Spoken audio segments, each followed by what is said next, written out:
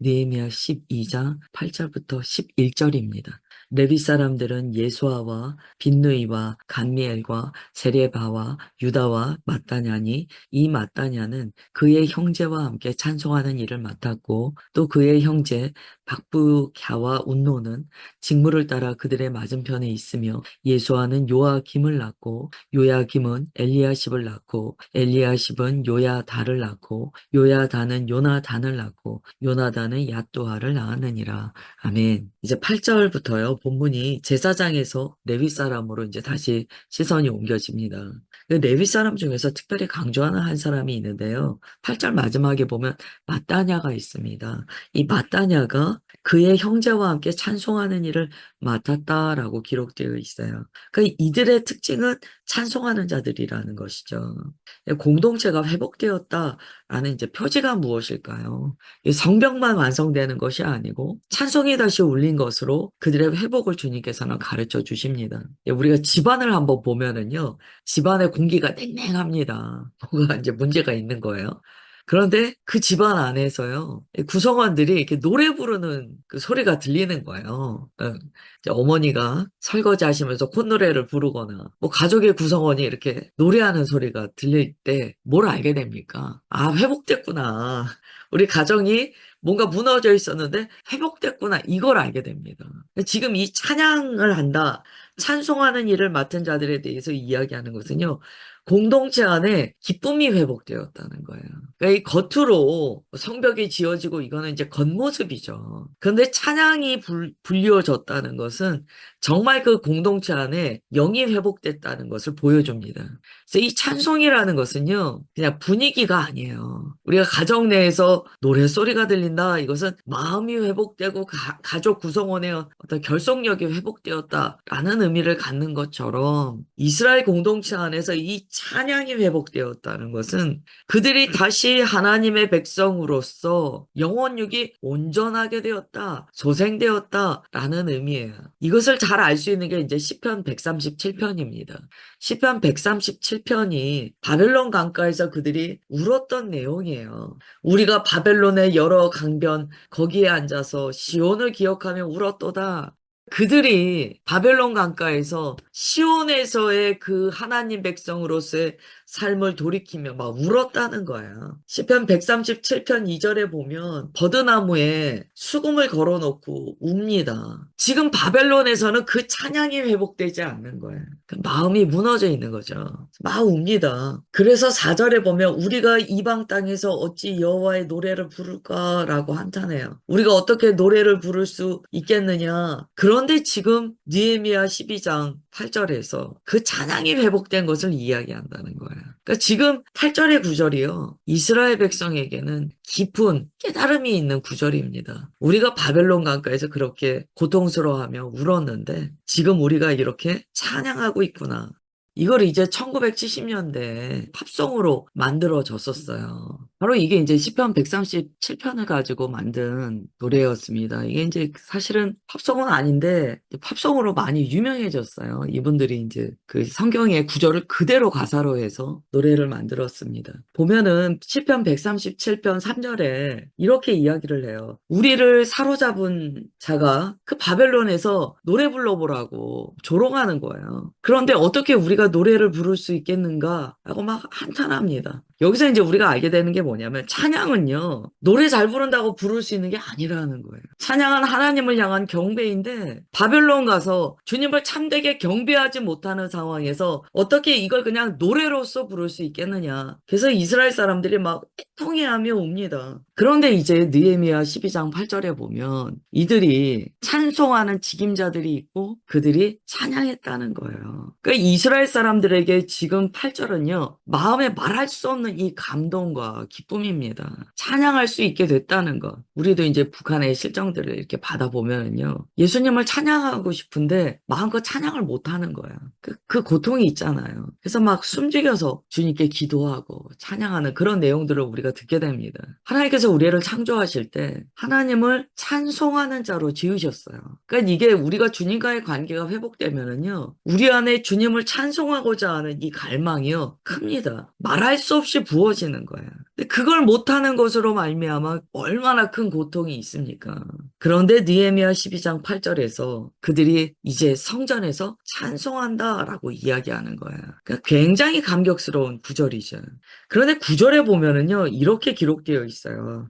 또 그들의 형제 박부갸와 운노가 직무를 따라 그들의 맞은편에 있으며, 그러니까 그들의 맞은편이 무엇입니까? 찬양하는 사람들의 맞은편에 또 다른 찬양대가 있었다는 거예요. 그 교회로 보면 성가대가요, 한쪽에만 있는 것이 아니고 마주보고 있었다는 거예요. 강제상 양쪽으로 찬양단이 있는 거예요. 그래서 찬양단이 이렇게 스테레오로 찬양을 했다는 거예요. 이 찬양이 한쪽으로 기울어지는 게 아니고요. 서로가 서로를 바라보며 질서 있게 협력하며 찬양했다는 거예요. 이 굉장히 아름다운 모습이에요. 찬양의 질서와 연합이 있었다. 이게 하나님께서 기뻐하시는 찬양이죠. 그래서 우리가 찬상의 예배를 주님께서 말씀하실 때 보면은요, 화답이 있습니다. 거룩하다, 거룩하다, 또 거룩하다, 거룩하다, 이렇게 화답이 있어요. 그게 주님을 찬양할 때의 모습입니다. 마치 찬양하는 자의 그 찬양이 메아리처럼 또 반복되며 협력하고 질서 있게 조화롭게 주님 앞에 올라가게 된다는 거죠. 그 다음에 이제 10절이에요. 10절부터 12절은요, 이제 족보로 넘어갑니다. 예수아는 요야김을 낳고 엘리야십을 낳고 요야다를 낳고 요나단을 낳고 야또아를 낳고 이러면서 계보가 또 나와요. 족보가 나옵니다. 지금 찬송하는 자들에 대해서 말씀하시다가 왜 족보로 다시 들어갈까요? 이게 또 하나님의 메시지가 있습니다. 하나님을 향한 이 경배, 예배 회복은요, 일시적인 게 아니라는 거예요. 세대에서 세대를 이어가는 하나님의 언약의 백성이 끊어지지 않고 계속하여 주님 앞에 헌신하는 계보로서의 직임이다 라고 가르쳐 주시는 거예요. 그러면 우리의 마땅한 본분이 무엇인가? 세대에서 세대로 연속적으로 나아가는 찬양이 우리의 역할입니다. 우리의 창조의 목적이에요. 그래서 우리는 뭘 해야 되냐면 다음 세대에게 하나님을 찬양하는 직분을 물려주는 거예요. 그렇다면 나의 삶으로 축소시켜서 생각할 때 이 말씀을 통하여 우리가 적용해 볼 수 있어요. 내가 주님을 예배드리고 주님을 찬양하는 이 경배는 일시적인 것인가? 아니면 계속된 것인가? 나는 연속적으로 주님 앞에 나아가는가? 이걸 우리가 점검해 볼 수 있겠죠. 하나님을 예배하고 경배드리며 찬양하는 이 거룩한 주님과의 교제함은요, 감정이 아닙니다. 이것은 우리의 창조의 목적이고 삶의 이유가 됩니다. 그래서 이 아침에 우리가 우리의 하루의 삶을 주님 앞에 봉헌함으로 예배로 나아가는 거예요. 그리고 이 봉헌은요, 이 아침 시간에만 국한되는 것이 아니고 계보로 이어지는 것처럼 시간에서 시간으로 연결되게 됩니다. 그래서 우리의 시작된 찬양은요, 오늘 하루가 마치기까지 계속 주님 앞에 드려지게 된다는 거예요. 그리고 그 과정을 통하여 우리가 깨닫게 됩니다. 하나님께서 나를 창조하신 목적이 나의 하루의 삶 가운데 이루어진다는 것을 경험하게 돼요. 그리고 이것을 통하여 주님께서 영광을 받으신다는 거죠. 예배와 찬양은요, 바벨론 강가에서 바벨론 포로가 된 이스라엘 백성이 안타깝게 울면서 회복되고자 갈망했던 찬양입니다. 또한 북한의 성도님들이 마음껏 찬양할 수 없어서 이불을 뒤집어 쓰고 울면서 작은 소리로 읊조리는 그 찬양이에요. 우리는 그 찬양을 이 아침에 마음껏 주님 앞에 부를 수 있고 예배드릴 수 있다는 거예요. 늘 말씀드리지만 우리의 이 자유함이요, 복인가 화인가, 참 우리가 고민해 봐야 돼요. 내가 얻은 자유 때문에 나는 주님을 연속적으로 찬양하지 않는 어리석음의 덫에 빠져 있는가? 아니면 나는 정말 이 자유를 복 그대로를 받아 복으로 나아가는 인생으로 살아내고 있는가? 이게 이제 우리가 고민해 봐야 되는 문제예요. 그 다음에 느헤미야 12장 12절부터 21절까지 보겠습니다. 이제 여기에는 제사장, 족장된 자의 계보가 쭉 나옵니다. 이게 이름이에요.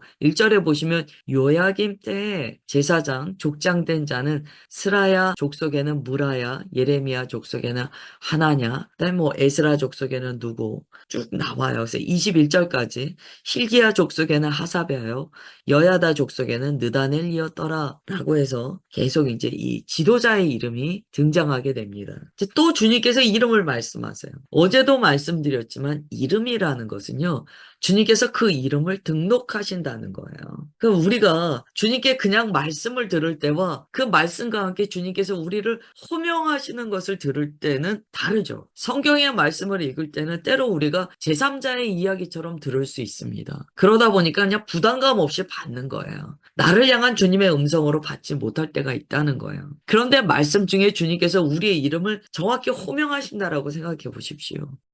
강희선아, 너가 사단의 종로로 타며 바벨론 강가에 있을 때 거기 앉아 나를 바라보며 울지 않았느냐?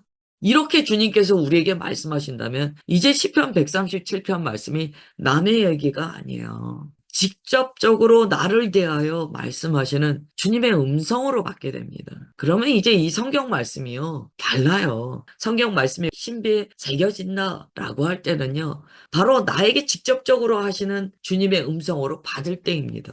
왜 성경이 묵상이 안 됩니까? 남의 이야기로 받으면 잘 묵상이 안 돼요.